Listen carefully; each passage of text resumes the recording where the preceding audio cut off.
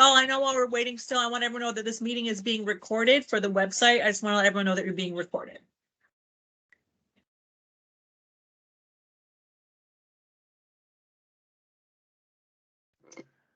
And with that announcement, we will call this meeting to order and welcome everybody. My name is Patrick O'Dowd, and I am the co-chair and the chair for this evening's meeting. I am the executive director of the Salton Sea Authority, and I welcome you all to the meeting of the International Boundary and Water Commission's Colorado River Citizens Forum for January 24th.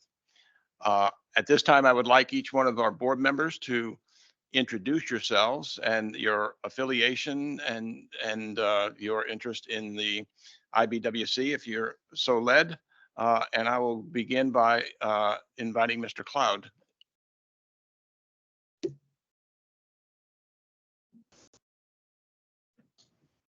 I'm the president of the former Bureau of Reclamation employee. Thank you, Curtis. And now, Mr. Grumbaugh, are you on the line? Elston Grubaugh, General Manager of Welton Mohawk Irrigation and Drainage District. Good evening, everyone. Good evening, Elston. I apologize, I murdered your name. Ms. Hamby? We will come back to that if she joins us. Miss Luna Carrasco. I do not see her. Mr. McNeese.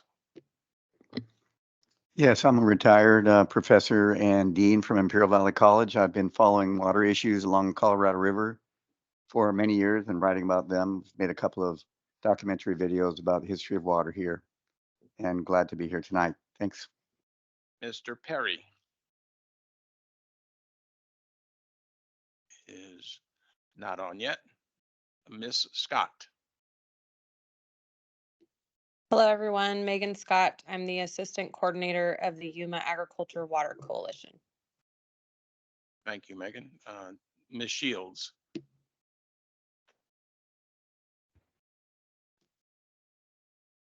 And again, if and when they join, I'll have them introduce themselves.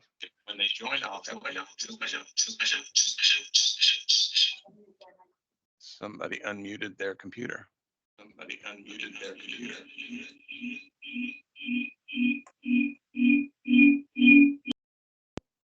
All right. Now I would like to invite members of the public to introduce themselves. Online, I can't really see any of the names. Is that something we can get some help with? We'll call out the names if you can just introduce yourself, your affiliation, and your interest in the IBWC. We'd appreciate that. Albert Flores. Hi, my name is Albert Flores. I'm an environmental protection specialist with the USIBWC, and I'm here in El Paso. Thank you. And we will wait and have our speakers introduce themselves when they make their presentation, but I see they're all online. Who's next? Mr. Canava. Good afternoon, Isela Canava. I'm the Principal Engineer of Operations for USIBWC. Can you turn on your mic and do it, because I can't quite read up for here. Miss Jennifer Yashin, and I'm sorry if I mispronounced your name. No problem. Hi, this is Jennifer Yaknan. I'm a reporter with E&E News. Thanks. Dr. Uni, can you introduce yourself? Hi, good afternoon. I'm Pradina Unikrishna. I'm the Chief of the Engineering Services Division, USIBWC, El Paso. Ramon Macias. Yes, good afternoon. This is Ramon Macias, Ray Macias. I am the Principal Engineer for Engineering Department, IBWC here in El Paso. Mr. Rodolfo Urias.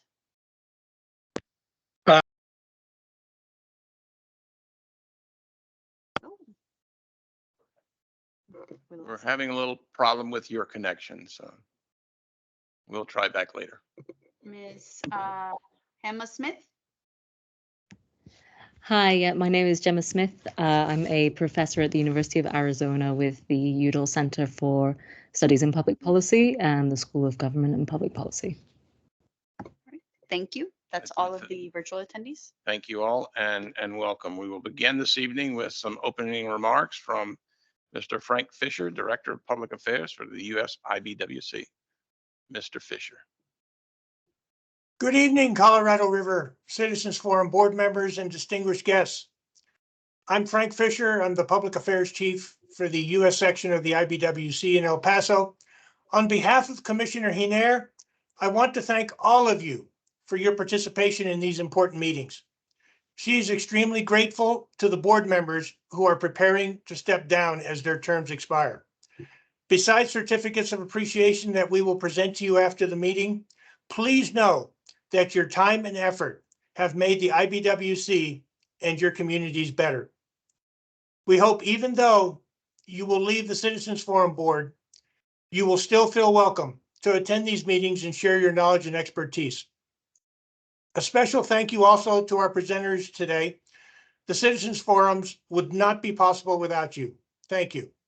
The Commissioner sends her best wishes for a successful meeting and looks forward to joining you at a future date. Leslie?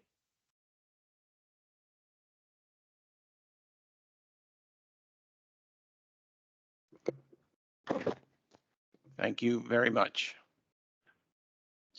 The next, let me get to my agenda. Thank you, Mr. Fisher. Our next presenter is Mr. Jeremy Brooks, who is the Salton Sea Program Manager with the Bureau of Reclamation. Jeremy, I believe you're online, and I think you should be able to take the screen however you choose. And good to see you, sir. Yeah. Good to see you, Patrick. It's been, I think, a day or two. Thanks, everyone, for having me. My name is Jeremy Brooks. I am the Salton Sea Program Manager for the Bureau of Reclamation. I have been with the Bureau of Reclamation for, around 12 years. Spent most of that time working on the river, doing Endangered Species Act compliance for Operation the River under the Lower Colorado River Multi-Species Conservation Program as a restoration project manager. So my experience on the river kind of correlates directly to some of the work that's happening out of the Salton Sea, particularly given the size and scope of the effort. So I'm here today to kind of talk through the December 2022 Salton Sea agreement. And I'm told Patrick about a year ago that I would never read this agreement title in public again, but I think I'll break that promise and I'll read it. It is called A Commitment to Support Salton Sea Management Related to Water Conservation in the Lower Colorado River Basin. So I'm going to kind of talk through today sort of why the agreement was struck, what's in it, and what progress has been made. I don't think I need to go into a lot of detail about the prolonged and sustained drought that the Colorado River has experienced, at least to this group. We've been in drought since 2002, and we're going almost 22, 23 years into that. And I'm not going to go into great detail about the Salton Sea itself. That's a whole nother topic in probably 35-minute presentation to really give you a good sense of all of the work that's happening out there. So we'll focus this in on the agreement. So just to provide a little context, it was in June of 2022 that Reclamation's Commissioner Camille Touton reported to Congress that the modeling data that had recently been run was indicating that there was a probability of losing operational capacity at Glen Canyon Dam and Hoover Dam, so Lake Mead and Lake Powell. And as a response, she called to the basin to seek an agreement to save 2 to 4 million acre feet of water to kind of protect and shore up those critical elevations at those two reservoirs. So the first place that the commissioner ended up coming was the Imperial Valley after making that announcement that really kind of had the river community sort of in shock. It was a big ask. And the reason she came to the Imperial Valley was, well, first of all, you have the largest water entitlement holder on the Colorado River and in the Imperial Irrigation District. They're at the end of the system. And it was also a lesson from the DCP, the Drought Contingency Plan process that was initiated in 2013, and it went through around 2019. I believe it was executed and finalized and approved by Congress. And that was one of many efforts that the river community has made over the years to try and conserve water and protect elevations at Lake Mead and Lake Powell. What they learned was that the Salton Sea was awful important. IID had been participating in that process up until the very end, but was not able to commit a volume of water to the DCP due to the unresolved kind of issues at the sea. There was really an expectation from the Imperial and Coachella Valley that money would be made available through the DCP to the Salton Sea to help address any impacts and expedite work out there. And that did not materialize as part of that process. So IID stepped out, and that was the reason why the commissioner made her first trip when she sought to save 2 to 4 million acre feet to the Imperial Valley. It was to put the Salton Sea first. So getting sort of into this, that's sort of the background there. So getting into the details of the agreement, I think of it as kind of almost two agreements. There's a first section that really identifies a lot of opportunities to expedite the aquatic restoration and dust suppression efforts that are being implemented by the state of California, and so that was one of the key objectives there. I'm just going to kind of bring another note up here. Sorry, folks.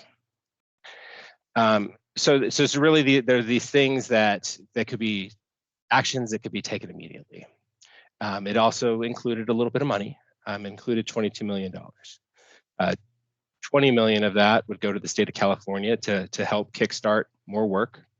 And 2 million would go to the Torres Martinez Desert Cuila Indian tribe, who has lands in and around the sea, and do not necessarily have the capacity to throw a lot of staff at supporting the state's implementation of their plan for restoration. So that $2 million was designated and earmarked to go to the tribe to help facilitate building the capacity within their organization to really assist in a meaningful and material way as the state leads their restoration projects.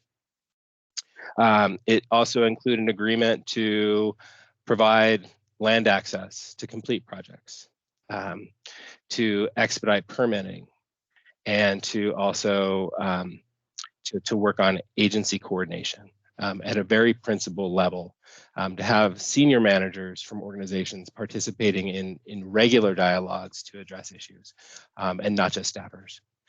So the second part of this agreement is where this is where the larger sums of money come into play. It's $228 million.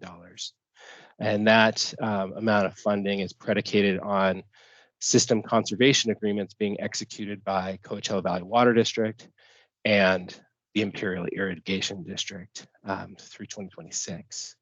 So that's sort of like that's the high level view of the agreement. It's really very simple. The signatories are the Department of Interior, California Natural Resource Agency, Imperial Irrigation District, and Coachella Valley Water District. So just sort of kind of now digging into the status and the accomplishments of all this stuff. So you got these two parts of this single agreement. So in September, we awarded $20 million to the state of California to assist them with implementation of projects. That was to go to expansion of their species conservation habitat project. It's a 4,000 acre aquatic restoration project at the south end of the sea. Their hope is to expand that by as much as another 7,000 acres. The $2 million of the tribe that was awarded in September of 2023 also. We entered in, and by we, I mean the Bureau of Reclamation and the California Natural Resource Agency entered into a programmatic land use agreement. And that speaks to that expediting permitting and access. Reclamation has a lot of land around the sea. We have, I believe, 86,000 acres under and around the sea that were withdrawn when the sea was established as an agricultural sump. DOI itself has another 35,000 acres, so there's almost 120,000 acres in the department alone. So the state of California really they do not have any land out there, barely any. So they really rely on the Department of Interior and Imperial Irrigation District for land access and to be able to implement these restoration projects and kind of fulfill their obligations out at the sea. So that has helped expedite that programmatic land use agreement has helped expedite getting them access to that to federal lands for project purposes. And then we've streamlined permitting and contracting processes, and to those principal meetings, we have held 3 of those. Last year we held 3. The goal is to hold those quarterly, and those have been kind of a good venue to identify issues before they turn into roadblocks. So I really see it as an opportunity for senior management to get together and kind of clear those bureaucratic hurdles and just clear the path for the execution of projects. So those are the accomplishments associated with kind of section 1. And in section 2, Coachella Valley Water District executed a 3-year conservation agreement that will save 100,000 acre feet of water and keep that in Lake Mead. And they're working on another as well. And then IID also entered into a year 1 agreement.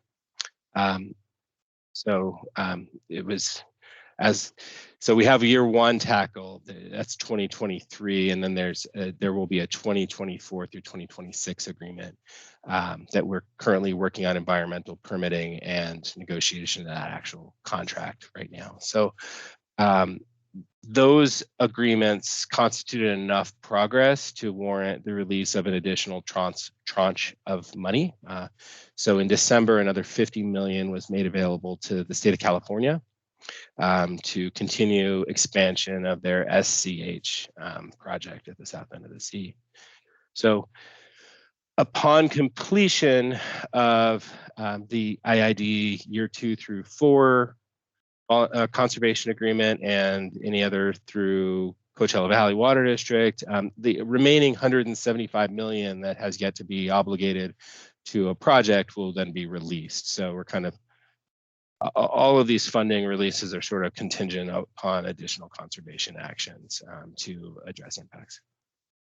So that's really kind of a high level kind of walkthrough on the agreement. From Reclamation's perspective, we really try and be a strong partner out at the sea and try to identify opportunities and support efforts and just advance projects and in many ways keep partners collaborating and communicating in a positive way. Where we'll continue to expedite issuance of these land access agreements, and I expect there to be the obligation of that remaining funding sometime in 2024. So that is sort of kind of a real high level overview of the 2022 agreement at the Salton Sea. It's still kind of in progress as we execute components of it, but I feel like we've made a lot of really big steps over the past year, particularly related to getting money into the field. And with that, I think I'll conclude my presentation, and if you have any questions, be happy to kind of field them.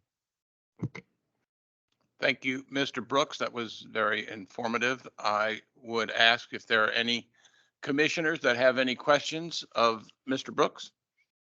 If so, please raise your hand and be recognized.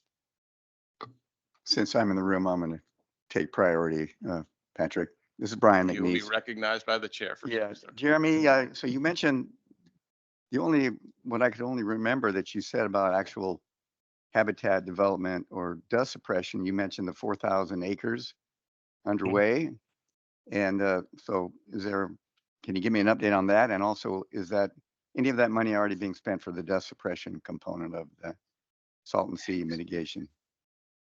Yeah, so the state's obligated $583 million over the past, so let's just say toward the sea. I can't give you a good duration on that, but I'm assuming that that's since inception. They've led that initial phase of work at the SCH, the 4,000, that was state funded, almost solely. So reclamation's funding through the Inflation Reduction Act, that money will go to expand that existing project area by up to 7,000 acres. So that's what that $250 million will go to, almost entirely. And it is aquatic restoration, so it provides the dual benefit of both dust suppression and wildlife benefits through aquatic restoration. So it's not cheap to work out at the sea. It is pretty the cost per acre is pretty consistent with what I've seen on the river. But they're working in the wet in some instances, trying to get ahead of some of the lake bed exposure, which is driving cost a little bit there. They're also doing dust suppression on the west side of the sea, kind of in the Desert Shores, Johnson's Landing area. If you've driven that road, you'll see off on the playa, you'll see hay bales, straw bales in great number. The intended purpose of those is to cut down on wind shear to allow for plants to actually grow and not be sort of stripped off the surface from just the strength of the winds that tend to roll through that area. I don't know if that entirely answers your question there, sir, but I hope that sort of teased out some of it. Just one follow-up. So do you have any idea of the acreage of playa that's being treated? Yeah, so the state has a plan. They have a goal within 10 years, starting in 2018, to put 30,000 acres of aquatic restoration and dust suppression in the ground. So it's 14,800 acres of each type. So that is the goal. How many they have put in as of this moment, I don't have that number off the top of my head, but I know they're pushing hard to really get things moving and ramping up quickly here. Patrick, do you by chance happen to know the answer to the question? Exactly how many they put in? I think that it depends on how you characterize it, right? There's completed work and there's work in process. There's work that's being done by the QSA, JPA, and otherwise. But we talked about this at our board meeting last week, and Michael Cohen from the Pacific Institute sent me a link to his website where they keep track of that information, and I'm not verified their information, but it is a pretty good resource. So I would refer you to the Pacific Institute website. That'll give you at least some general information. Yeah, that or the 10-year plan annual report. So every year the state updates their report on what they've done out at the sea.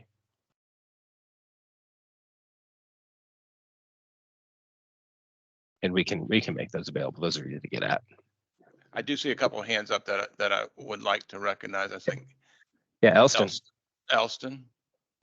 Yeah, thank you. Jeremy, you had mentioned the creation of 4,000 acres of habitat and wetlands on the south end of the sea. How much of that has been done so far? So the 4,000. Oh, sorry about that. I'm going to mute you here real quick, and then if you need to follow up, just pop back on. So the 4,000 acres is actually materially complete from a construction perspective. They have held off on operationalizing it because their hope is that they're able to, and the not even a hope anymore. The plan is to use use some of those areas to expand. They need to build some pretty big berms. So what they want to do is they want to excavate out of the areas that they've already constructed and deepen them and use that material to create their berms. So they've held, the pumps are ready to go, the whole system's ready to fire, but they've held off because of an opportunity to utilize that land. To better it and to build the expansion. Okay, just a quick follow-up, if I might. In the storm that occurred last September, Hurricane Hilary, then the follow-up storm after that, there's quite a bit of flooding up in Nyland, as I understand it. Was any of that infrastructure damaged? Any of the habitat damaged? No, it was rock solid. Okay, thank you. It held up real well. Okay, I don't think I see any more hands of commissioners. I would invite any member of the public who would like to ask a question to do so at this time. And I don't see any. Jeremy, I just had one question, perhaps two. One is you mentioned a number, some 80-some thousand acres of federal land. I was wondering what the boundary of that acreage assessment was. Is it the historic shoreline, or what does the Bureau use to delineate those values? Yeah, it's not quite the historic shoreline. It's a bit higher. Okay. I'm not sure exactly how they drew that polygon when they kind of set that out, but okay, we could look at that map together. It would be hard for me to kind of explain it without kind of pulling some of my technical experts. That's fine. I'd like to dive into that with you for a number of reasons. I think it'd be helpful. And then and I think that since I can't remember the second important question that I was going to ask you, I'm going to say thank you for spending time with us today. I do want to say that Jeremy in particular and the Bureau more broadly has been extremely helpful, especially in the localized projects around the community and dealing with some very important issues and meeting the needs of the citizens of the area. And they're a very valuable partner to the people of the region. And I appreciate you personally. I appreciate the commissioner, and I thank you for joining us this evening. Yeah. Thank you, Patrick. And thanks to the board. Have a great evening, everyone. Thank you. You too. Next on our agenda, we have extension of cooperative measures and adoption of a binational water scarcity contingency plan on the Colorado River Basin by Mr. Jose Vela, civil engineer, USIBWC. And I do have a brief introduction of Mr. Vela. I'm sure I'm wrecking your name, Mr. Vela. He's a civil engineer with the Engineering Services Division, the United States section of the International Boundary and Water Commission. Mr. Vela has a bachelor's and master's degree in civil engineering. He worked for the city of El Paso for 5 years and has been part of the USIBWC for 7 years. Mr. Vela has been part of several projects in the lower Rio Grande Valley area and has assisted in the upper Rio Grande area. Mr. Vela assisted with both the minute 319 and minute 322 agreements. Thank you for joining us, Mr. Vela, and the microphone is yours. Well, thank you very much, sir. And I appreciate everybody attending this meeting. Thank you, ladies and gentlemen. And like the gentleman just said, I will be presenting the overall status of the minute 323 agreement and the scope that what it entails. Jose, can we have you put your presentation in presentation mode, please? Yes, ma'am.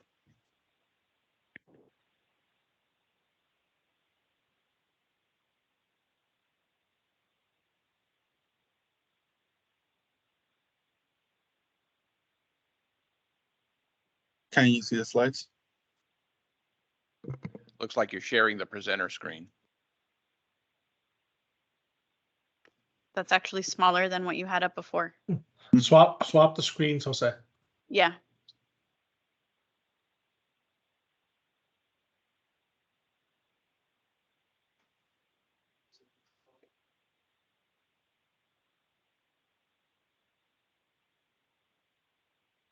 Yes.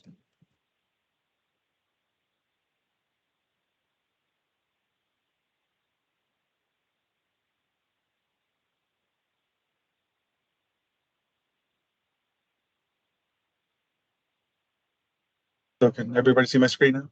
Yes, Yes, sir, that thank you. works. Thank you, Jose. Apologies for that technical difficulty on my end. So moving on. So yes, like I said, I will be presenting the minute 323 overall and current status. And this the minute 323 has its origins within the 1944 Water Treaty of the Colorado River. This entails 4 aspects that actually focuses for the minute, which is the following 4 that are presented in the screen. The U.S. is to deliver to Mexico a total volume of 1.5 million acre feet per year. And also, when there is a surplus of waters, Mexico may receive an additional 200,000 acre feet per year. In the extraordinary drought, Mexico's allocation is reduced in the same proportion as to the U.S. So the treaty does not define extraordinary drought. So what is the overall minute 323? Having explained the treaty. So the minute 323 was signed back in 2017.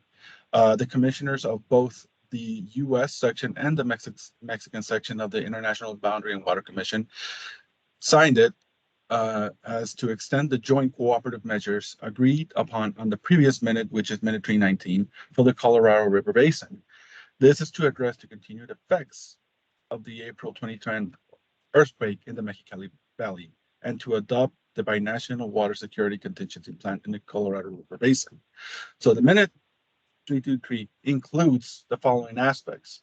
First, is to extend the joint Colorado River cooperative measures throughout December of 2026 to provide $31.5 million in U.S. investment in water conservation projects in Mexico. This is where the engineering aspect is mostly a part of. And the following is the mandatory cuts in Mexico to up to 500,000 acre feet per year due to the drought, and the recoverable water savings in Mexico up to 150,000 acre feet per year. So the minute also covers other aspects such as environmental, salinity, flow variability, and the location of new water sources, and this includes desalination.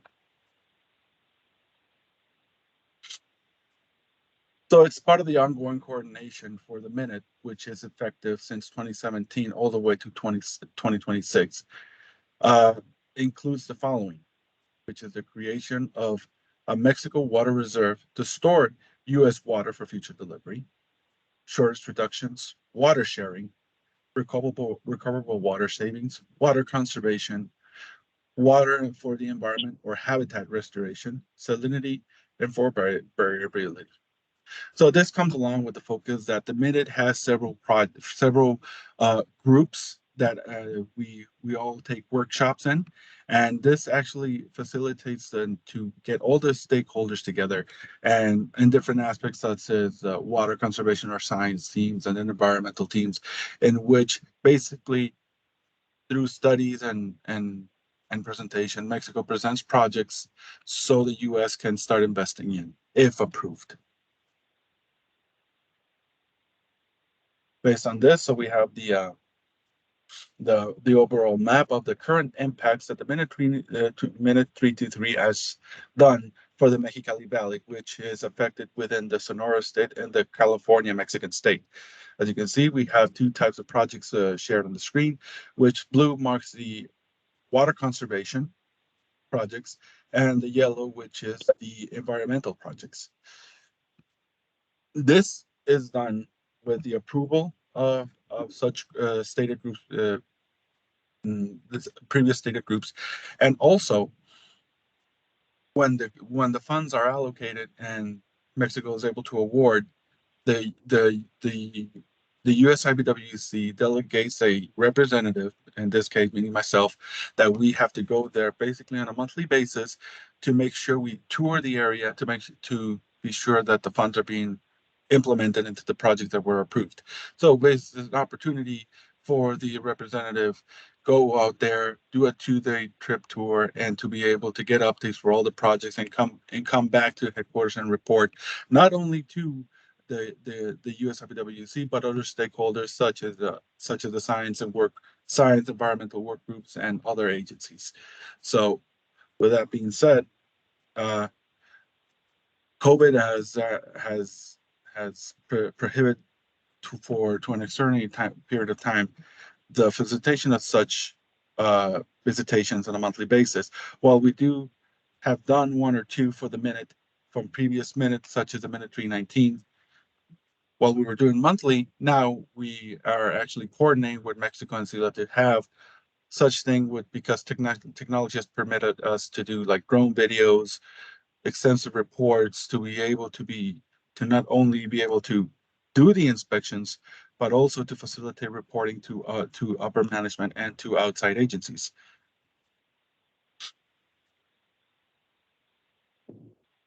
The type of projects for water conservation are several types. First being the canal lining. So the canal lining is basically what you're seeing on the screen.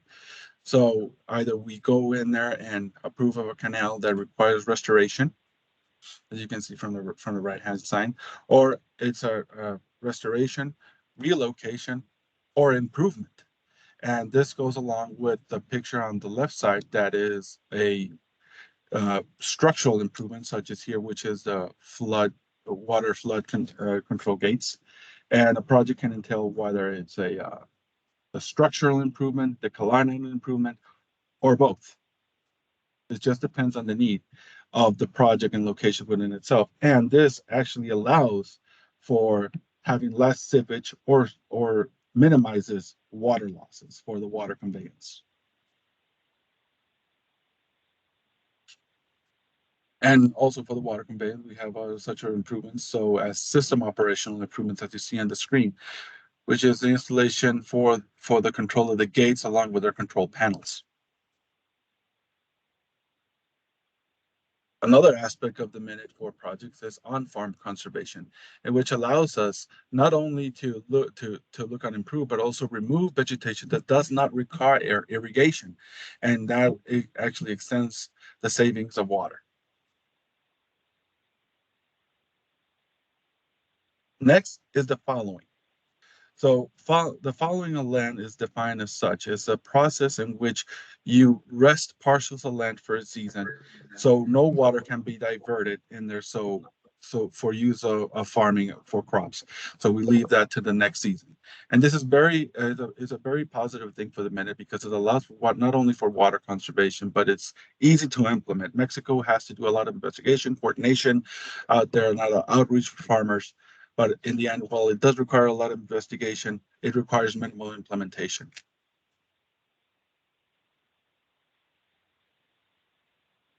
Another aspect is also modernization of technical improvements to irrigation districts. As you can see on the screen, we are not only looking at computerized hardware and software, such as you see on the left-hand side, but also on the right-hand side, we see such things as fences, barbed wire, security cameras to make sure that we have everything that is being implemented gets implemented and stays very secure.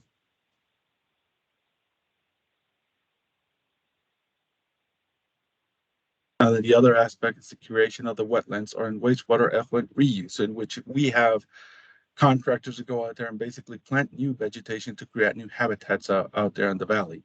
This is a very positive aspect of the Minute because this is where a lot of not only the contractor and the agencies get involved, but a lot of people and active groups take part of it, and they take pride in this because they are very aware of their wildlife, their bird nesting, bird season, and all that. So it's a very positive thing that it creates a lot of impact, and a lot of the people are very happy with these types of projects as well.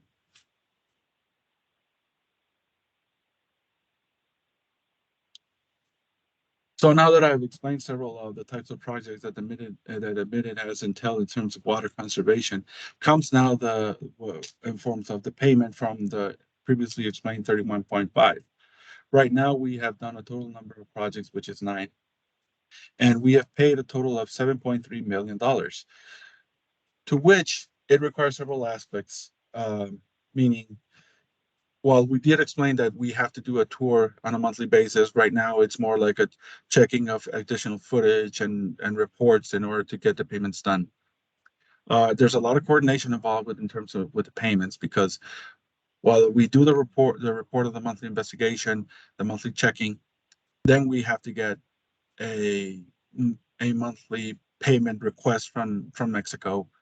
That requires its own review, not only of previously provided documentation, but also additional reports, checkings, weeklies.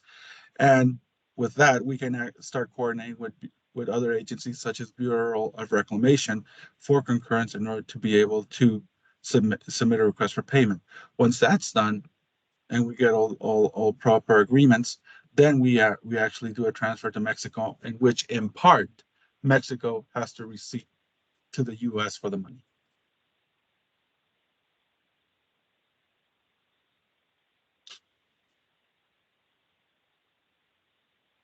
So lastly, as this project is already ongoing, and we are looking for future locations and scopes of work that Mexico will present to us for further implementation. There's also, because of the success of the previous minute, which is the minute 319, the ongoing positive aspects of the minute 323. Both countries are looking into future minutes for future implementations, as you can see on the screen, for the US to lower the basin to conserve an additional volume of 3 million acre feet for the period of 2023 to 2026. Mexico is expected to conserve a complementary share of that. The US is looking to invest within a range to 50 to 60 million in water conservation to Mexico. And we're expected to have something signed by the spring of 2024. So with that, I would like to open the panel for any questions that anybody might have. Thank you, Mr. Villa. I appreciate the presentation. I would invite any commissioner who has a question at this time to please raise your hand and be recognized. And I'm sure Mr. McNeese is going to want to take preemptive authority and ask the first question. Yeah, sure. This is Brian McNeese. So I'll start from the back going to the front. On your table there of the payments on the following, it shows it's very small to see it, and I didn't take my camera to go take a picture of it, but it's like $1.8 million, I think, or no, 1.8 million pesos, but none paid so far. So the farmers in Mexico are going to be compensated for fouling, but they haven't got any money yet. Is that what that means? No, it means that the contract was for a certain amount of pesos. So it's just that becomes with the peso dollar fluctuation that happens all the time. So this is an old project that's already been paid for, sir. So the farmers were paid to Yes, fallow their land. Yes. Do you know what? Do you know? You happen to know what rate per acre foot they were paid?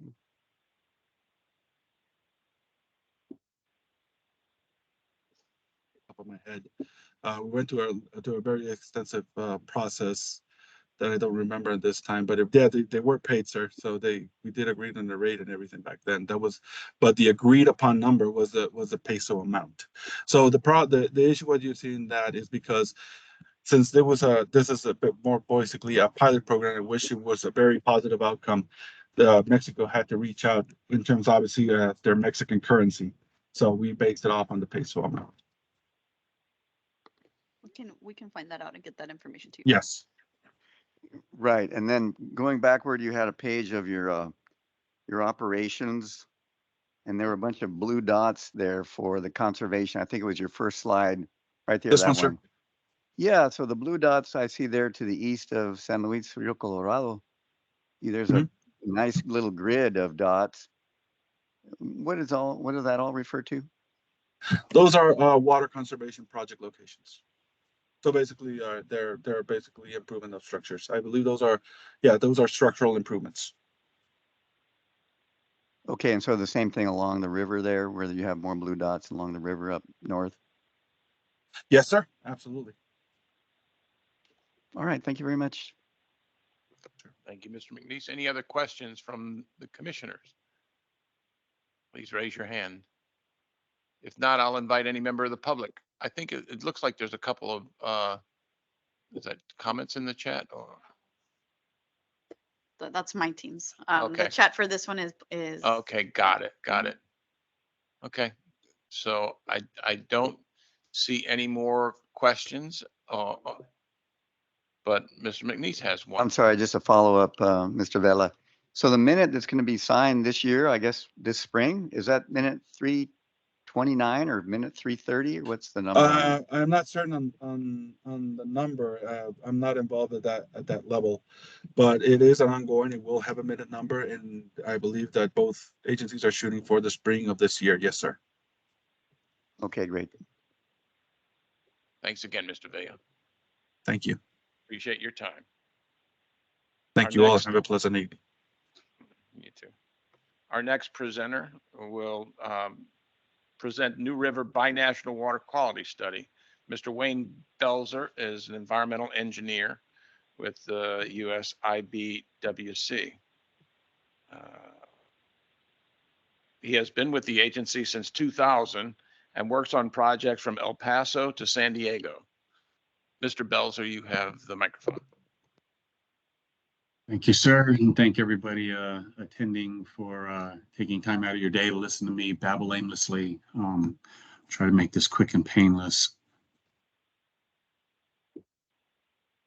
Let's see, share screen.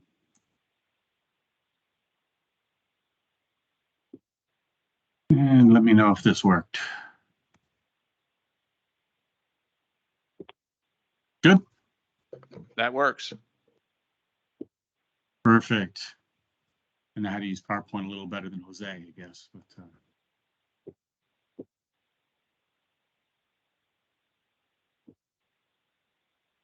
so let me go back a second here. So throughout the time of working with the Binational Technical Committee meetings between U.S. and Mexico and working with the Citizens Forum and the stakeholders in the area, it's been asked to sit there and do a special study to look at the water quality in the New River. It's been done in the past. It's been quite a few years, and so the USIBWC is looking at performing a very comprehensive water quality study in the New River, both in U.S. and Mexico. And so that's kind of what I'm going to present about today, is to talk about the development of the study and the implementation that we'll be doing here as soon as Congress decides to give us a budget. All right, so a little bit of the history on it. We did a toxic substance study back in 1996. It was very intensive. It was done all across the border to look at water quality issues in there. So it's been a little bit of time since something that heavy. And then there was also a little bit smaller wastewater characterization study that was done in 2003. And so that's 20 years ago since we've had a comprehensive study of the New River. And so our goal now is to bring this up to date and then use that previous study to see how have improvements been affecting the New River and the water quality in the New River. And so the report will be used for that. It's also, you know, an ask of the stakeholders, but also one of the things that was requested by the IBWC commissioners is if there is to be a new minute developed in this area addressing water quality, there needs to be knowledge of the water quality and how it's progressed through the years with all of the efforts that have been done by the different agencies on both sides of the border. So it is a potential that this data could be used to create a joint report recommending a new minute to replace our previous water quality minute that was done over 20 years ago, and to try and bring about new standards. And keep in mind that they wouldn't be regulatory, they would be goals. So currently, this is you know what we have. This is the goals or the standards kind of produced qualitatively for the New River, and it only has these 5 parameters: BOD, COD, pH, DO, and fecal coliforms, and at just 3 locations within the river. And this is what we've been basically monitoring the progress in the New River with of course bacteria being a very large indicator of progress and COD being an indicator of progress in getting treatment in Mexico for their effluent and industrial programs being controlled a little bit better to prevent those numbers from being high. So we have basic parameters, but those parameters are still very indicative of anthropogenic impacts to the New River and the effects of our improvements in that effort.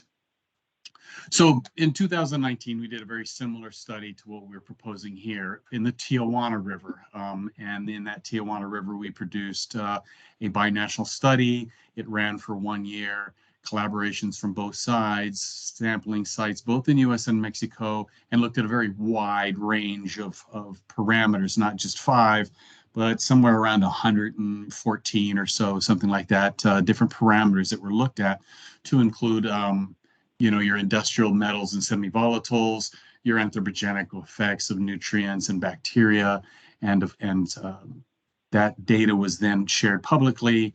The report was produced and it was put out, and it was a 1-year study with seasonal collections done throughout the year. And that's kind of what we use as our model for developing a study for the New River, very similar in scope and design. The monitoring locations that we're looking at, and I'll kind of show them on a map and go through. This chart's probably a little bit hard to see, but we have sites both in the US and Mexico, looking at 8 different sites. And 3 of those sites, of course, as I mentioned, were already existent. The Zaragoza treatment plant effluent, the New River as it enters into the US, and the New River before the agricultural drain in Mexico discharges into the New River. And we're going to add to that, the international drain was also analyzed as well. So there's 4 sites. We're going to add to that a couple of new sites. The New River in Mexico, and I'll show you a picture that is encased for the majority of it. So they're going to collect it before it enters the encasement. And we also are going to look at downstream New River at Highway 98 Bridge to see how the Calexico wastewater treatment plant impacts, not negatively, but how it impacts the New River as it mixes in there and produces some treated water. And we're also going to be looking at the Colorado River at Morelos Dam.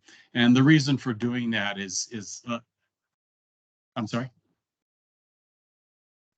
I think somebody just joined us. You can Okay. continue. All right. And so the Morelos Dam, the Colorado River, the reason that we're looking at this site is to get background, because the water that is diverted at Morelos Dam goes into the agricultural and municipal systems to be used, that is then discharged into the New River. And so that kind of gives us a starting point of the background water before all of the agricultural and anthropogenic and industrial impacts to it. And then we'll see it, as I said, at Highway 98, kind of as it's exiting out of that entire loop and coming back around and heading towards the Salted Sea to see how that has progressed through time. And so for anybody who's not familiar, I'm sure everybody is, much better than me being very far away from there. As the Colorado River comes in, we'll grab the water as it's entering into Mexico and progressing through the system.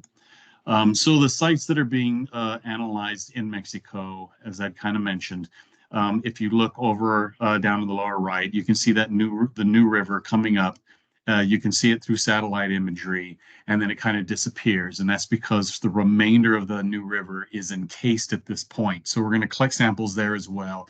This gets a lot of the agricultural fields that have, dewatered and discharged into the various storm and agricultural drains that lead into the New River.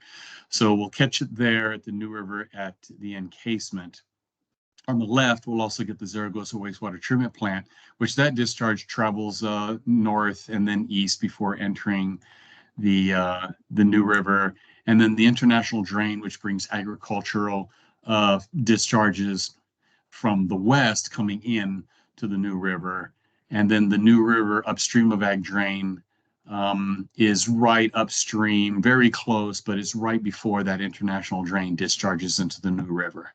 And I believe I have a little bit better picture of at least that site right there. And so right here, if you'll look at the New River upstream of the ag drain discharges literally right at the border. There's a little indent right there that's where that discharges. The New River upstream of ag drain, before this was encased, we used to sample at that site. So we have historical data there. And when Mexico encased the entire river, they put a sampling point to maintain that historical site. And so there's a picture of it with some colorful paint on it. That's our sampling location on there. And then the U.S. sites will be the New River at International Boundary, which currently is being done at the USGS Gauge Station. As the New River Improvement Project progresses, that is looking at diverting the New River into an encasement itself. If this project isn't finished before that project is finished, we'll still grab, there'll still be a open point in which we can grab New River at International Boundary still, right as it crosses the border. There's a really good site that's being designed and built in which would collect at. It's just going to depend on the timing on which one of those two sites we'll be collecting at. But given that there's no impacts, discharges, or removals of water from in that short stretch, it'll still be the same water and the same water quality. As I mentioned, we're going to work with the Calexico wastewater treatment plant to test their effluent, whether it's from the discharge point there where it is now, or if it is by the time if we don't finish before they move it upstream to discharge in the New River up there. And then at 98, after the New River Improvement Project is completed and discharges back into the river, or if we're able to finish this before then, it'll be as it exits this entire area. And the pictures show on there New River at International Boundary. This is the future site, not the current one, at which we would collect at on that top left picture. They'll be building an area there for the new gauges and for us to sample at. And then the New River at Highway 98, it'll be right underneath that bridge where the water flows naturally across there. And so talking about the different parameters that we tested before, these are the ones we're going to test now. It's very similar to what we had done in the Tijuana River. And it's also, I believe, encompasses everything that was asked for by our stakeholders to look at, not just looking at the conventional parameters like we have been with things like pH, dissolved oxygen, nutrients like ammonia and nitrogen, but we'll also be looking at an expanded bacteria suite, not just fecal coliform, but looking at enteroviruses and E. coli, as well as looking at the heavy metals, dissolved and total, looking at pesticides and both organochlorine, organophosphorus, and some of your other more prominent pesticides that are used on both sides of this border, and looking at various organic and semi-volatile organic compounds as well that also recognize that they're pesticides in that, but there's also industrial compounds, especially in your volatile organics, and semi-volatiles are typically indicative of things that you would find that are not natural in nature, but are produced by the various industries on the border. We'll also be collecting sediment. The reason for that, sediment is a very good indicator of historical discharges. The water samples may not show metals as well as the sediment will, because the sediment tends to grab the metals and hold on to them for a long period of time. And so you'll see in the metals, whenever we look at things like, or in sediment, when we look at things like the metals and organics, that they'll tend to bind with the salt or the sediment grains and give us a better idea of if they were present before but not present now.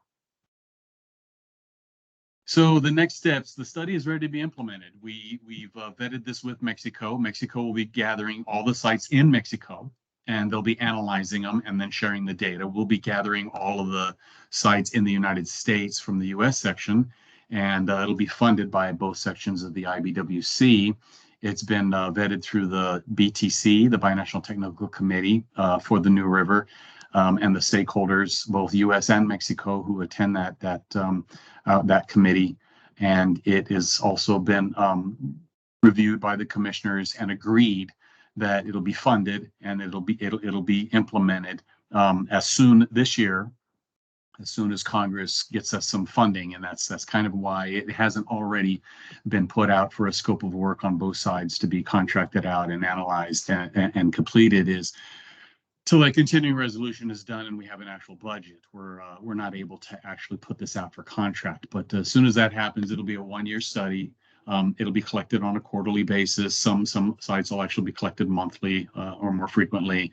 Once all that data is collected, we'll develop a final binational report. It'll be done in both English and Spanish. It'll be shared with the stakeholders as well as the public. It'll be put on our website so that it's publicly available to everybody. The way we have it in Tijuana on the website, we have spreadsheets with all of the laboratory data and all the data that's collected, as well as a report that assesses what we discovered in that study. And with that, I'm going to conclude this presentation and ask anybody if they have any questions at this time. Thank you, Mr. Belzer, for that very detailed technical presentation. I would ask my commissioners online if they have any question, but I see that our gentleman in the House is standing by and ready to ask a question. Brian? Hi, Wayne. I've heard your presentation several times. I always appreciate your clarity and your humor. And I'm also very gratified this is happening, because something I've asked for personally, to what they use the term regularize the minutes, because and I forget the number, 274 maybe, that says that the Tijuana area effluent will be 10,000, no more than 10,000 fecal coliform colonies per 100 milliliters. And here we're at 30,000. So this to me is actually sort of a symbolic gesture to say that the Mexicali, Imperial Valley area is the same importance as the Tijuana one. Yeah, that's a good chart, because you have 30,000 on there. And I think the one for all of Mexico, the Norma that they have for their own country, effluent should be no more than 10,000, which is still a very big number. You know, for what a human contact, you need to be around below 100. So it's a long way. But I guess my big question is, with this study, once it's done, is there anything baked into this that would begin a process of starting a new minute, or would be a commitment to from the Mexican government to abide by it? Right. So a couple of things on that. One, so I'll start with the question about what would go about to be doing a new minute, and then I'll go into about the norms. So both this report will go to the principal engineers. The principal engineers will assess the report and make recommendations to the commissioners as to the need of a new minute and what that new minute should say. So this information literally is just baseline and background for the principal engineers to get together and start looking at this area and what needs to be done about that. So with that said, what would that minute say is still to be determined. And a commitment on that is not a guarantee. It's going to really depend on the principal engineer's report and the commissioner's review of that report to determine what they want to do. So no guarantees, no commitments, but it will be looked into. And if there is some outstanding things that need to be addressed, that is the purpose of this, is to try and address those issues. The second thing I'll say is, as you pointed out about the norms in Mexico, and this is where we have a lot of our cruxes when we're looking at dealing with these things in a binational aspect, is and even in the United States, it's not that it's different in Mexico or different in the United States, but they can only do what their law says, what they can legally enforce, and what they can take to a court system, and what they can successfully implement. And so at best, this standard could say, hey, look, your laws need to be abided, versus something like a 30,000 or 60,000 number. And and that's where it goes. And the third thing I would point out is Mexico has updated their SEMERNOT norms that apply to receiving waters into wastewater treatment plants, and they now have a more stringent requirement for the effluent for all across their entire country, their wastewater treatment plants, and depending on what receiving water body that goes into would determine which one of the new norms that they have to abide by. Unfortunately, and this is where things get difficult with the New River, with Tijuana River, not so much in the ocean, but with the New River, it's not recognized as a perennial stream. It's recognized as a storm drain, and so the limits on it are not contact recreation. The limits on it, do still have some requirements based on their industrial discharges and the bacterial levels, like you had said. But it is not recognized as a perennial stream in Mexico like we do in the United States. And so because of that crux, the limits aren't going to get down to something like a contact recreation requirement or a drinking water requirement or a wildlife requirement. It's going to be, back at whatever the highest number is that they have, because of the identification of the New River in Mexico as stormwater arroyo versus a perennial stream. So I hope that answered your question. I kind of went all over the place, but we're trying to answer the stakeholders' request to get some of that older research and older minutes standards revised into something a little bit more modern and indicative of the needs that we have now. Yeah, just another comment. And so I always wanted to get this in when we talk about the New River, that Mexico has said that in the future they would like to have the cross-boundary flow to be zero, because with water being so precious, that Mexico in the future would like to keep it, especially with projected cuts coming to everyone in the Colorado River Basin. So I've always said that, that water being polluted but still wet, and a lot of the fecal coliform, for example, are cleaned out by the time the water gets to the Salton Sea. We have all the other problems there with the heavy metals and pesticides and such, but I think any new minute should also mention that we would like a guaranteed flow along with quality. So quantity and quality, because we need that water too on our side for the Salton Sea to prevent the shrinkage from accelerating. And so that's a resource that I think should be recognized in any future negotiations. Thanks for your time, Wayne. Yes, sir. Thank you. Thank you for your comment. Are there any commissioners online who would like to ask a question or make a comment? And I don't see any. I do have a question. I don't know that it has an answer. You mentioned that the standards are goals and not regulatory. And I'm just wondering, do we know how the flows coming from Mexico are affecting human health and safety? Are people being hurt by the flows coming from Mexico in their current form? Do we know that? I would be able to answer that. Obviously it was just pointed out, and the reason for the New River Improvement Project is the river does go through the municipalities. Mexico has covered theirs to prevent contact. We haven't covered ours for contact, but have a plan to do that, to divert it into a channel to remove it from contact. And so the county health department would be way better to answer that, to say, we've seen these kind of illnesses that are indicative of coliform contamination. And so for IBWC, we don't have that information and on there, but that is the issue that's being brought up, is that, fecal coliforms way exceed contact recreation points. So if somebody was to go in the water and get the water into their mouth, it's a very high potential of being sick immediately, afterwards because of that.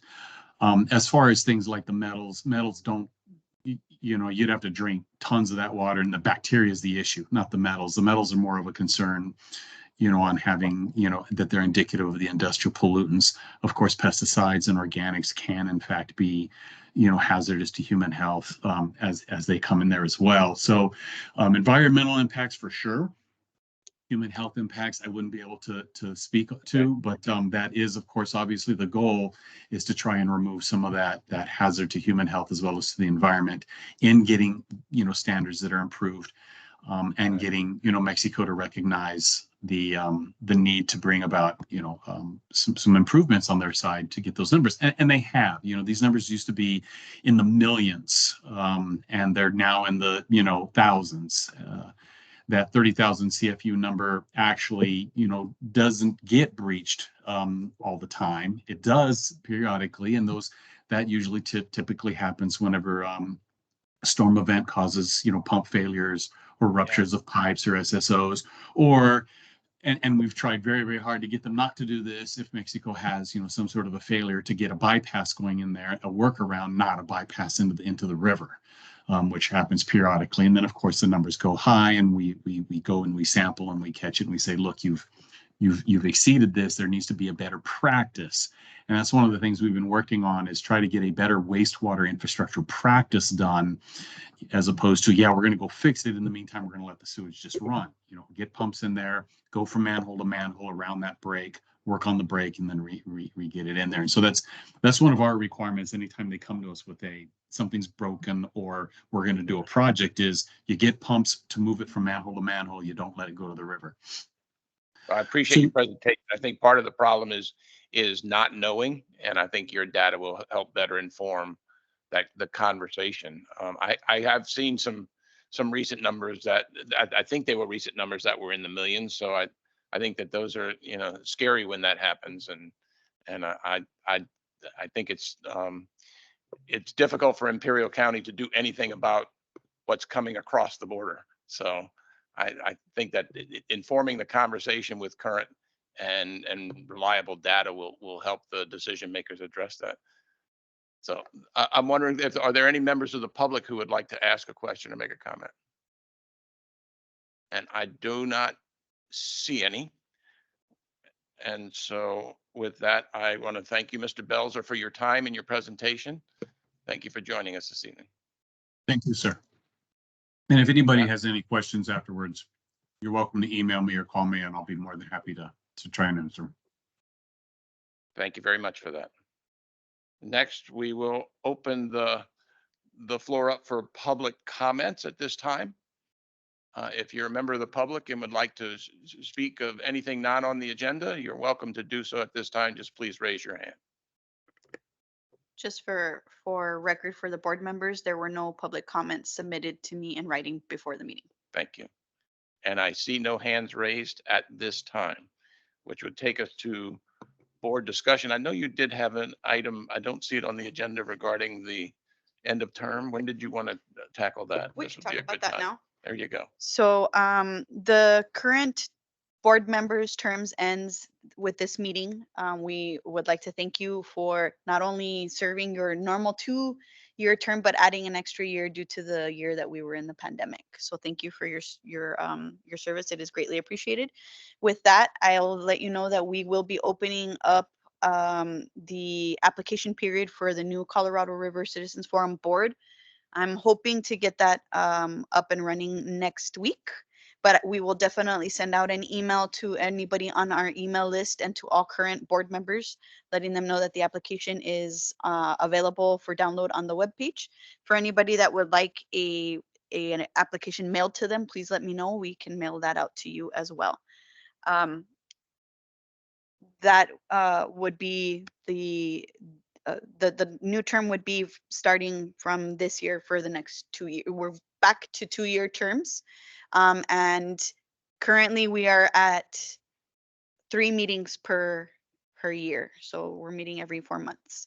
So with that note, I'll let everybody know that the next meeting for the Colorado River Citizens Forum would be held in May, back in Yuma County.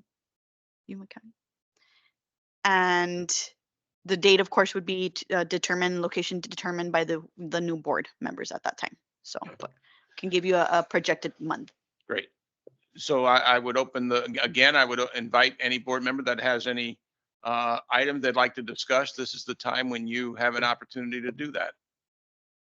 Like to raise your hand. I just personally want to say it's been an honor to serve on this board and this commission and to co-chair with my friend, Ms. Scott. And with that being no other business, I would, one other item. One other After we item. address one other item, Yes, I know that the majority of our board members joined us virtually today. And we have Mr. McNeese and Mr. O'Dowd here in person. I just wanted to let you know that we do have certificates of appreciation for you and an IBWC pin. For those that joined virtually, I will make sure to mail out your items to you. you don't get it. And then for you gentlemen, we'll Thank you. hand Thank you that over very to much. others. And with that, we are adjourned. Thanks, Thank you, everybody, everyone. for joining us. Thank you.